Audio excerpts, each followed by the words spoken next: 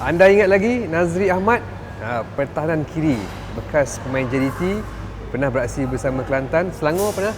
Selangor on loan. On loan, Ya, betul. Dan pasukan terakhir dalam Melaka.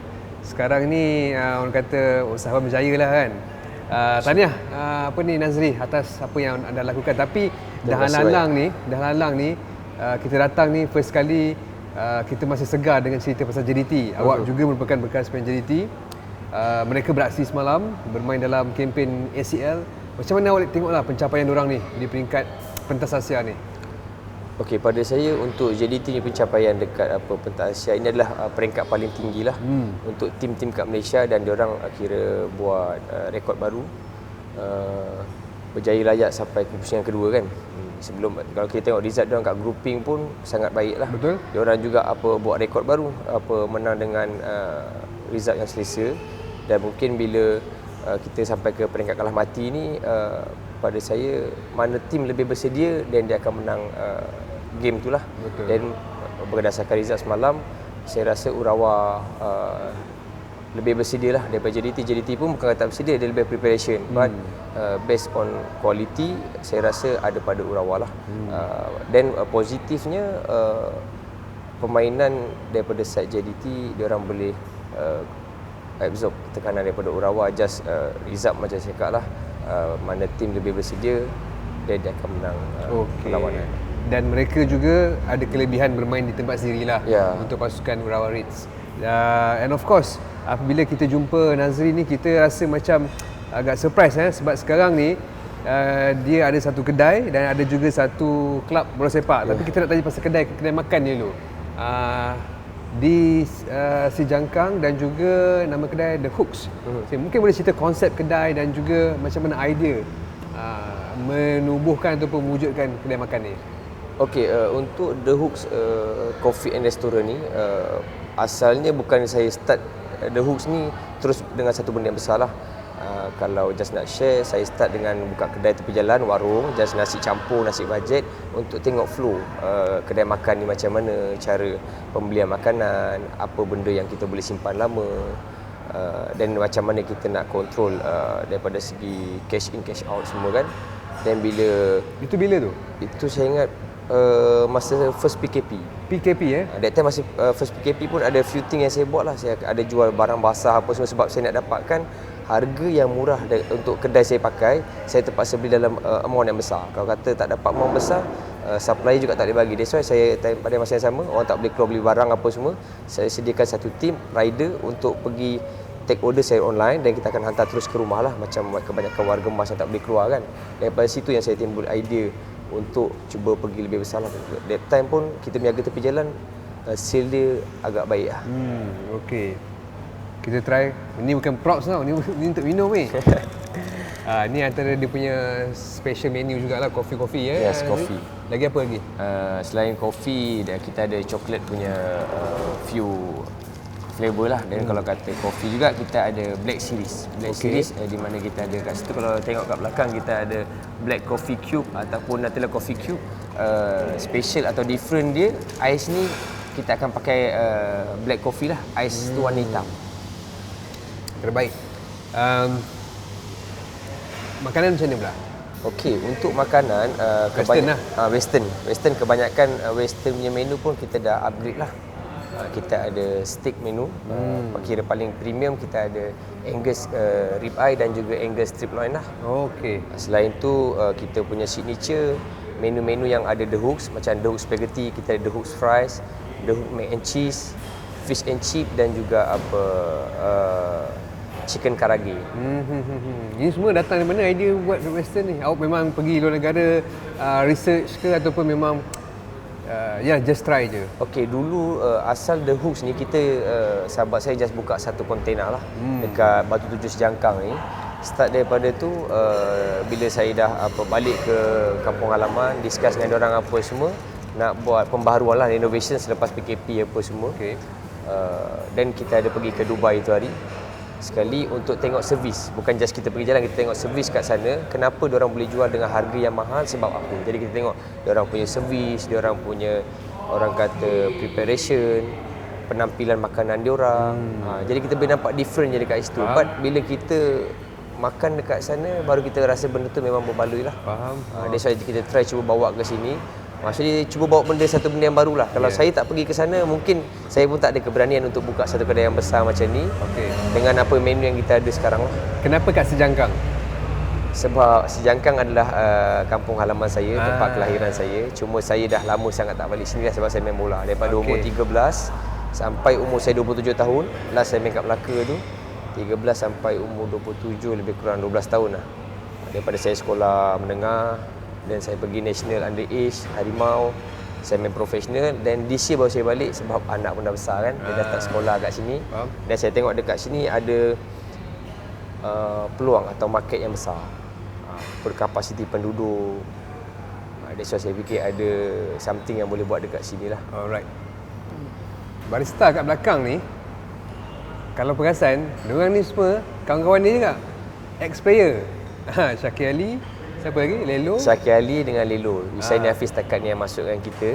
Lepas tu Safwan Hashim baru yang pindah ke Sejangkang lah. Kenapa diorang ni bekerja kat sini ya? Kebanyakan macam diorang ni sebab diorang pun sama juga. Diorang bersara lebih awal. Lepas saya ada yang faktor injury lah. Dan keduanya biasalah bola sepak kan kompetitor daripada budak-budak muda yang naik. Jadi bila diorang berhenti main bola secara mengejut, diorang tak ada preparation atau perancangan yang baik lah untuk future. Dan awak bagi peluang kepada diorang ni untuk jadi saya jumpa diorang ni lepas 3 tahun saya tinggal bola sepak, saya fokus kat bisnes, saya ada buat reconca apa semua. Saya nak set up satu tim bola ni, saya tanya diorang apa yang diorang buat sekarang lah. Diorang kata just sekarang main social league, mana-mana tim panggil just diorang join je lah sebab cari income dekat situ, diorang ada allowance kan. Jadi bila saya kat dengan dia, saya ada perancangan lah. Dan saya panggil dia datang, dengar saya punya perancangan macam mana apa semua. Dan diorang kata diorang berminat. Tapi saya cakap dengan dia, kita kena start struggle lah daripada scratch. Sebab kita akan mula dengan benda yang orang kata, kalau kata dulu tu orang kata kerja-kerja kuli-kuli lah. Kita kena basuh pinggan, beli barang, kena cuci mop, basuh toilet. Kalau korang bersedia untuk buat benda tu, boleh ikut lah saya cakap. Dan diorang kata diorang tak ada masalah untuk try benda baru lah. Diorang kata diorang nak belajar. Jadi bila saya cakap kalau korang nak belajar, korang dah harga kejayaan untuk future, boleh join lah. Sebab kita akan bantu sediakan semua untuk dia. Okey Nas, maksudnya sekarang awak memang fokus untuk bagi peluang kepada ex-player lah bekerja dengan awak, ataupun macam mana? Okey, perancangan saya sebenarnya bukan kepada ex-player je. Ini perancangan yang daripada saya start main bola. Sebab kawan yang saya bergaul lah. Maksudnya masa saya main pun saya sentiasa fikir berkenaan bisnes apa semua. Saya berniaga juga dulu walaupun saya main bola. Saya letak duit saya dekat tempat-tempat yang boleh orang kata menjadi income lah. Menjadi income. Jadi pada saya untuk semua sahabat-sahabat yang main bola lah. Sebab bila bola sepak ni, saya memang dah dekat dalam dunia tu. Bila kita main bola, kita akan fikir benda lain. Sebab time tu kita selesa. Kita just main bola, orang bayar gaji kita untuk buat benda yang kita minat. Dan amount dia pun agak besar, tak macam dulu. Kalau dulu mungkin semi pro, kita kena buat 2 kerja. Sekarang diorang profesional, diorang tak boleh buat 2 kerja dalam kontrak. Jadi bila pada masa yang sama, kita kalau contoh gaji tengah dalam keadaan yang baik lah, mungkin 20,000 ke atas, kita kena cari tempat dekat mana kita nak invest. Selain mungkin dalam macam kalau kata invest kat bank ataupun SB ke, itu satu investment juga. Tapi dia margin dia tak berapa besar lah. Tapi kalau untuk future, maksudnya lepas main bola, kita ada satu setup, mungkin satu bisnes ataupun orang kata pelaburan yang boleh menjamin masa depan sampai hari tua. Saya rasa itu lebih baik lah. Cuma pada saya kita perlukan satu team atau management yang betul-betul proper lah. Company secretary ke, lawyer, accounting, kita kena dapatkan imat-imat nasihat daripada diorang ni lah. So diorang ni semua main dengan tim awak lah, kelab yang awak ada tu? Yes, diorang main dengan saya lah. Still masih main. Nama tim? Sejangkang City FC. Bermain untuk Liga? Sekarang ni saya bermain dekat Liga Super FAS. Bukan under nama Sejangkang FC, saya bawa nama PBD, Persatuan Bola Sepak Daerah Kuala Langat. So macam mana perancangan kelab awak sendiri ni bila ditubuhkan, dan juga macam mana perancangan masa depan? Pada asalnya just saya buat ni nak tahu flow macam mana bola sepak ni punya orang kata perbelanjaan lah. Daripada scratch kecil-kecil, sekarang makin lama tanggungjawab tu saya rasa dah makin besar. Sebab bila saya dah buat dalam masa 3 bulan, dapat offer daripada Persatuan Bola Sepak Daerah lah yang untuk mewakilkan nama diorang dekat Liga Super FS, dan dekat situ ada perbincangan lah untuk kita bantu diorang apa semua. Dan hujung sekali kita ada berbincang berkenaan pembangunan bola sepak dekat Kuala Langat ni. Dekat mana yang saya sendiri ataupun rata-rata orang kat Kuala Langat dan sejangkang pun dah tahu masalah sosialnya remaja-remaja ni sebab dah tak ada aktiviti sukan. Jadi diorang pergi terarah kepada benda yang tak berapa baik lah. That's why saya rasa saya perlu buat something dekat situ. Ini lebih pada saya cakap pada sumbangan saya, terutama pada bola sepak lah. Sebab ini profession saya kan. Kalau kata saya biarkan terus benda tu pun rasa rugi sebab ilmu yang ada saya tak kongsi. Tapi kalau saya nak kongsi ilmu pun saya perlu lalu flow yang betul lah. Contoh macam 3 tahun sebelum ni saya dah totally saya tinggal bola sepak, saya tak ambil tahu langsung, saya fokus kat bisnes.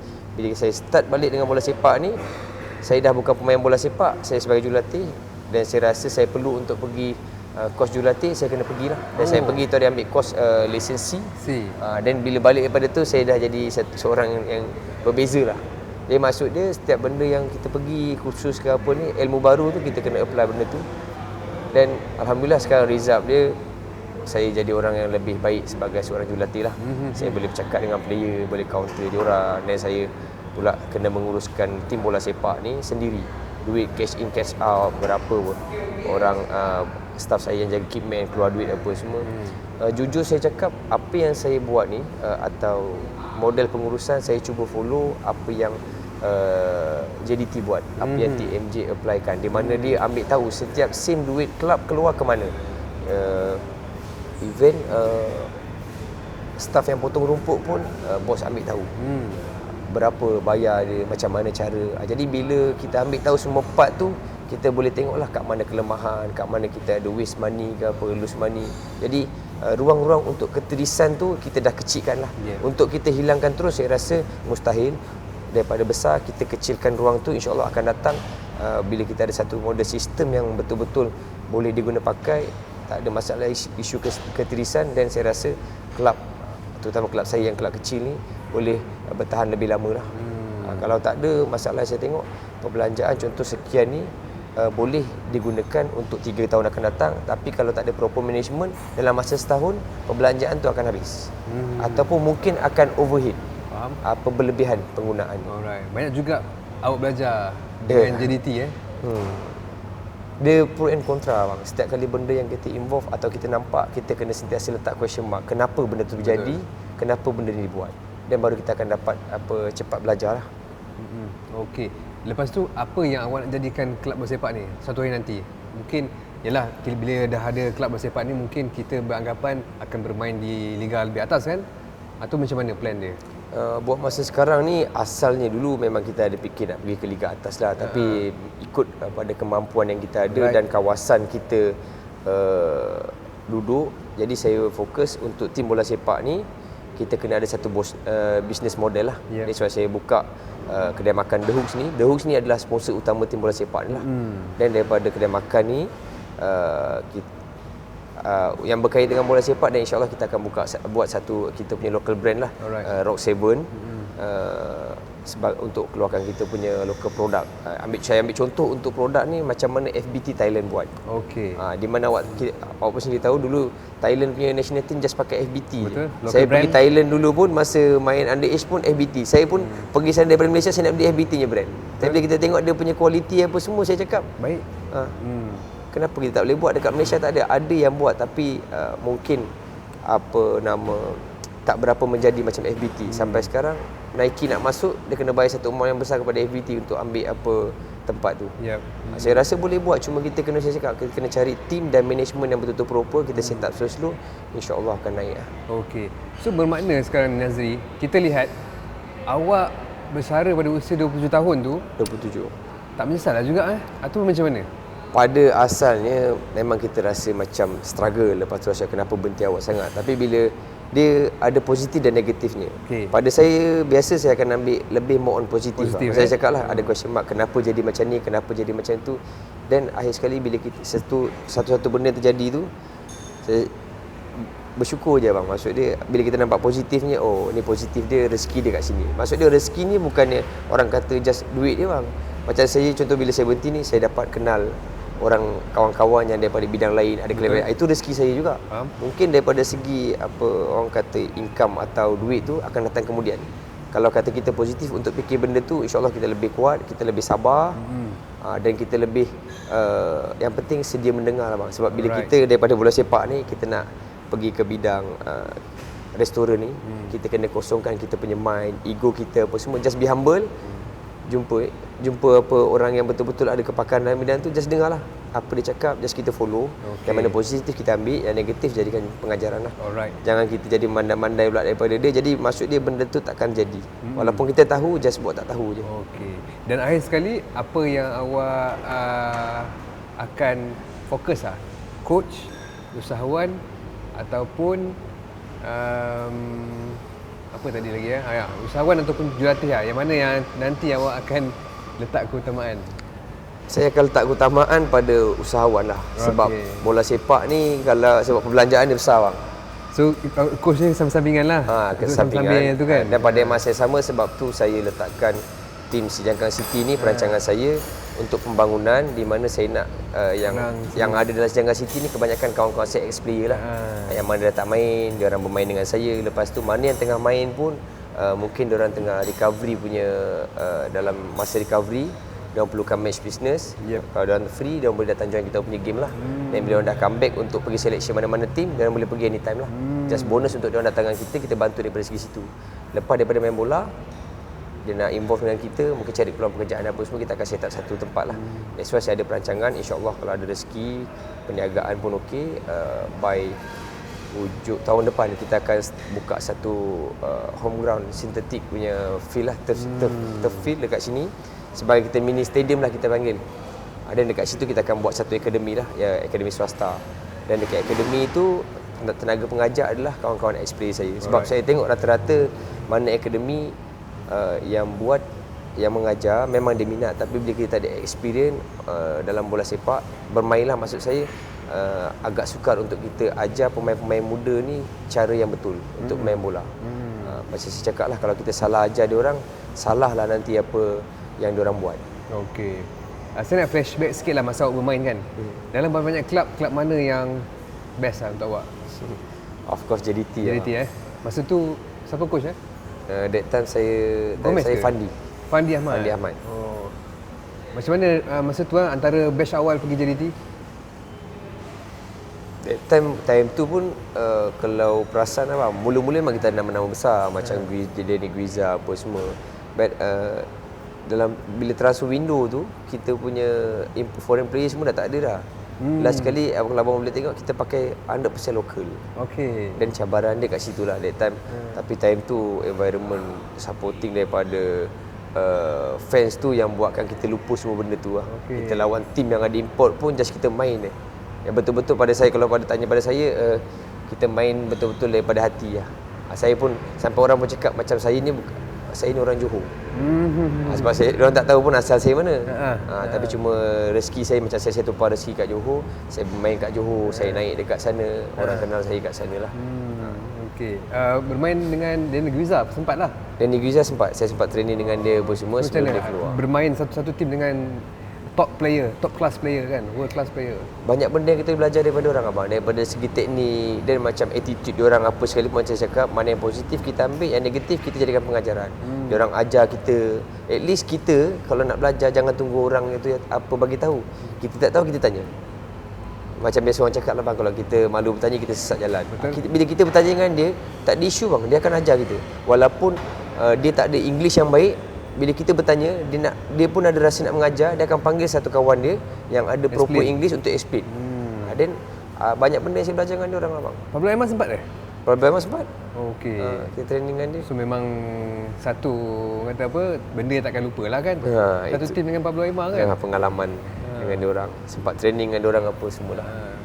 So kalau apa lagi yang awak rasa masa zaman main bola yang paling best lah?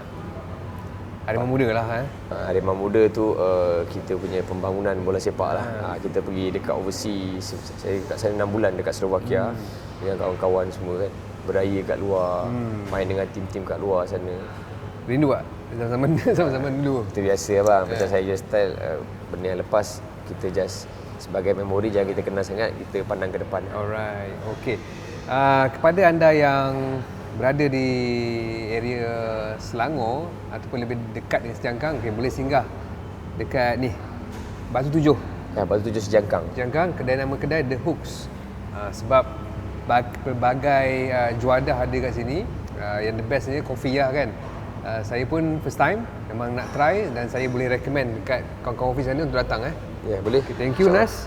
Terima kasih banyak. Terima kasih banyak datang. So all the best untuk perniagaan ni dan juga dengan kelab bola sepak bola lah. Ya. Itu saja dari saya. Kita akan jumpa lagi dari semasa ke semasa dalam temu bual bersama bekas-bekas player bola sepak di negara ini.